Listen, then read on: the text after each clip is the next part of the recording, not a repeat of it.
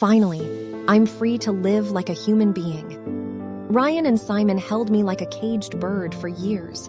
Now, I got real people. How can a father sell his daughter just for his debt, for his drugs?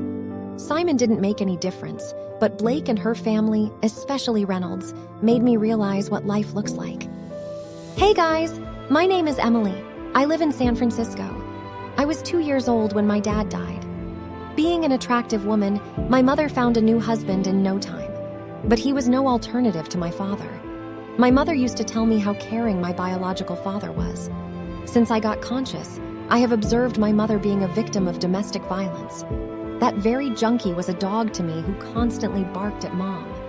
Ryan, my stepdad, left his job and depended on my mother's income. I failed to discover why my mother didn't leave him. She was gorgeous and could have picked another guy of her choice. When I talked to my mother like that a couple of years back, she started weeping and asked me to discard the idea immediately. She told me that she wanted to leave him, but she couldn't. She was hiding something from me. Maybe that rascal had been blackmailing Mom? I don't know. When I turned 15, he offered me a driving license. How does a 15-year kid have a driving right? It was a larger plot set by Simon, his creditor. According to the right, I was 18. He must have counterfeited my other documents. A week later, I learned he had arranged my marriage with Simon. Mom and I were completely shocked. I wept before Mom, but Mom seemed like a prisoner. I was the price of the debt Ryan had to pay at any cost. Being tortured for years, I want an escape. I left my weeping mother, hoping Simon would care for me, but I was too young to understand the world of these junkies. I wasn't Simon's wife only. He introduced me to his friends too. I was so ashamed to talk to my mother. They restricted my conversation with Mom. She protested. She was ready to pay all of my stepfather's debt. She didn't know where she would arrange it, but she was prepared to do anything. I was more profitable to them than they considered. They kept her mouth shut with a threat. The threat that they would end my life if she raised her voice again. I knew the only way to escape that hell was to run. How could I do that when they had a strict eye on me? I started acting friendly to Simon. He felt that I enjoyed his surroundings and the demands. I took a small favor from him because of my obedience.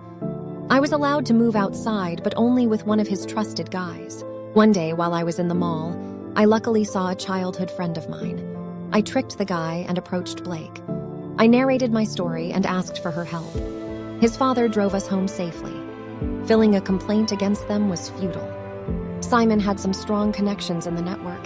He threatened me that he would soon have me, and life would be more torturous for me than ever before. I was so scared. But Reynolds held my hand. He promised me that he would never leave me alone. He was a man of nerves. He did what he promised. He had some influencers.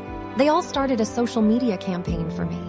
Meanwhile, I discovered that I was pregnant. Pregnant with Simon's cells or of his friends. It broke my heart. I thought that Reynolds would leave me. I wanted to abort the baby, but he asked me to keep the baby when he learned about my pregnancy. He kissed me and told me that it didn't make any difference. The warmth of his love had given me life again. The campaign was successful. The police had to arrest them. But my mom left the house before I met her. Maybe she felt hurt and ashamed for not being able to help me. We tried to find her, but it was in vain. An hour ago, I received information from the police about her. Now, I'm waiting for Reynolds. I hope to see my mom soon.